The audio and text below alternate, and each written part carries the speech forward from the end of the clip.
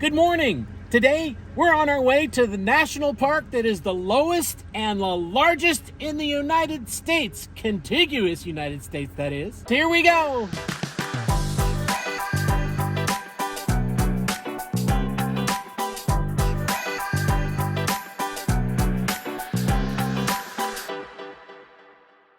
Death Valley is located about 200 miles northeast of us, and as this was a last-minute trip, we stayed at Sunset Dry Campground. With over 200 spots, it rarely fills, and it's a great spot for an impromptu weekend.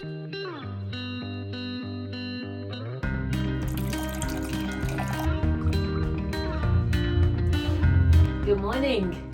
Good morning. Today was our first official full day in Death Valley. Yesterday was our travel day. And where are we going, Kev?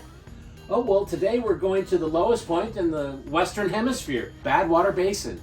And we're also going to take in the Devil's Golf Course and a road called the Artist's Palette. Sadly, dogs are not welcome pretty much anywhere in the park, so we made sure to exercise our babes anytime we could. We're at 190 feet below sea level, and every 1,000 feet is 5 degrees cooler as you go up.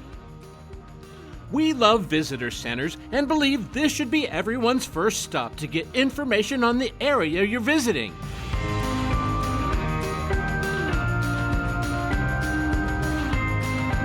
It's also a wonderful place for families with school-age children, for them to learn about the area, the history, and geology of the park.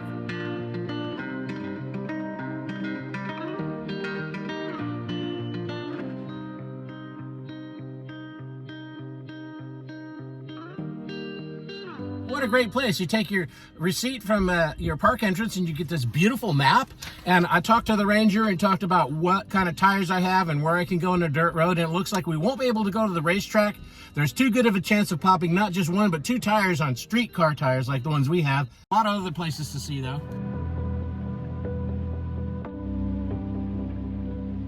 Today, we'll be visiting 5 of the 9 must-see places in the park, most of which can be found in and around Badwater Road.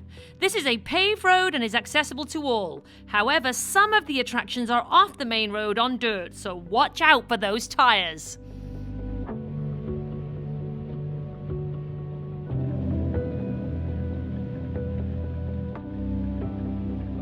Here we are at the Devil's Golf Course, so named because it is the last place on Earth that you would possibly want to play golf. For perspective, let me walk out here. This stuff is hard as a rock, and all these minerals collect in these little spikes. So that was the Devil's Golf Course. How cool was that? We got there just before a lot of people turned up. We are here on a Friday trying to do the most popular spots first. And now that you've seen it up close, you know why there's no way anybody could play golf in this place. Please be extremely careful if you walk through the Devil's Golf Course, as people can fall and be easily scratched or worse by these harsh, jagged rocks. Next stop, Badwater Basin, where we take the pups out for another quick break. If you're enjoying this video, please take a moment to hit the like button. This is the only way YouTube knows people enjoy our content.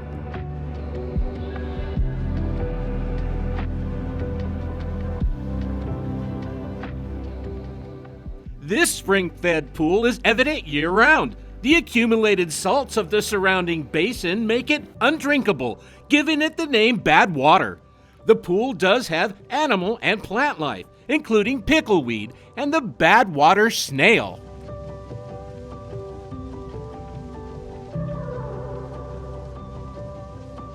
We're at the lowest point in the United States, the second lowest point in the world, and right over here is Telescope Peak at over 11,000 feet, just right there behind that cloud.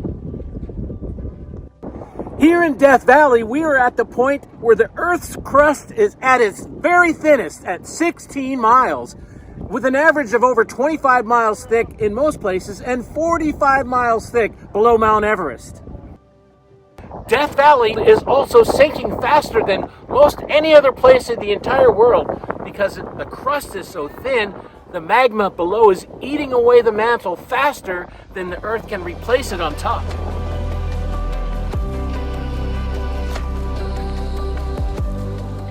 were some people listening to Kevin give out those facts, and they're like, what did you guys say? Can we hear that again? So Kevin repeated it all for the nice people who were taking their photograph at the sign. At this point, we turned back on ourselves on Badwater Road to take in the Artist Palette Drive.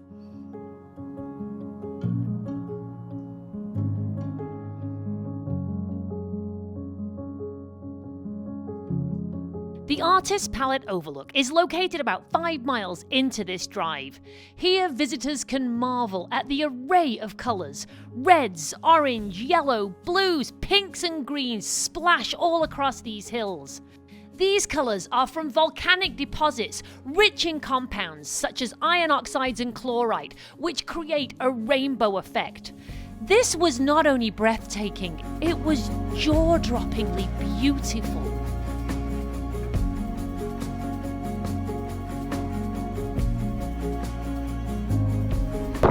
And this is where we catch me on video going flat on my butt, I think, but we'll see. Wait, let me get the camera. Okay, we're attempting to see if Catherine's going to make it down this steep hill. And she does. There's some trails that you can see people walking out and taking some closer pictures of the canyon wall right here. Again, no dogs allowed, but absolutely beautiful area. This drive was sensory overload. We stopped to take this photograph and turned to witness this incredible view as we headed back to the truck. There's a reason this is a one-way road and only suitable for vehicles under 25 feet. Water is the most powerful force in the desert. And if you look at these walls, you can see all the gravel in the walls and the way that these canyons are shaped by water.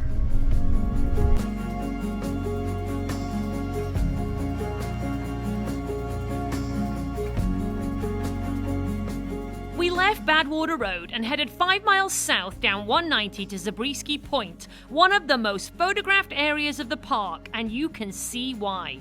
This area was named after Christian Zabriskie, Vice President and General Manager of the Pacific Coast Borax Company in the late 1800s.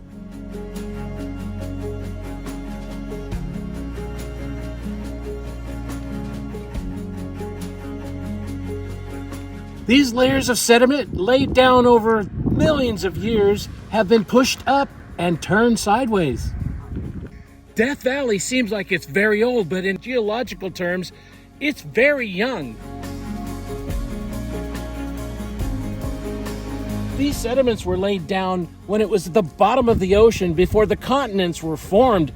And then they were formed and raised these mountains up, and it started to pull apart, and Death Valley just sank down. Amazing, right? What a breathtaking view. Was, wasn't it? Now we're going to The Harmony Borax Works. This is what it was famous for, the 20 mule team. And the reason they needed 20 mules was because A, borax is very heavy, and B, they would also have to carry all of their water. We decided to come up the hill first. This is what's left of the refinery, where they would take the cotton ball borax and refine it down so they wouldn't have to carry the waste 185 miles to the railroad. This picture here from 1900 of the Harmony Borax Works is 12 years after the plant closed down.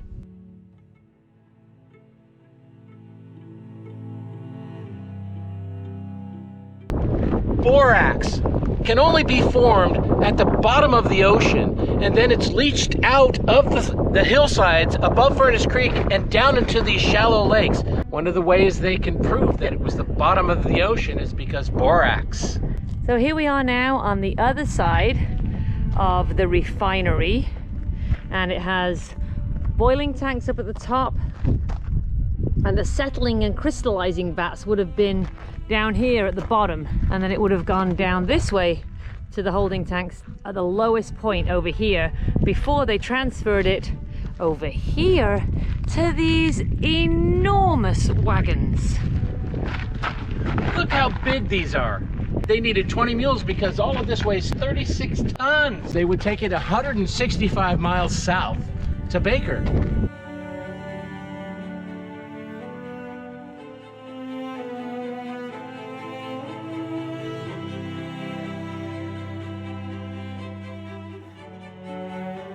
Our first day of exploring was certainly full and incredible, and when we say sensory overload, we really do mean it. You will not want to miss day 2 though, as we head out of the park into Nevada to explore one of the most incredible gold mine ghost towns in the West. Don't forget to hit that subscribe button so you don't miss our upcoming adventures. Until next time, we'll see you on the trail.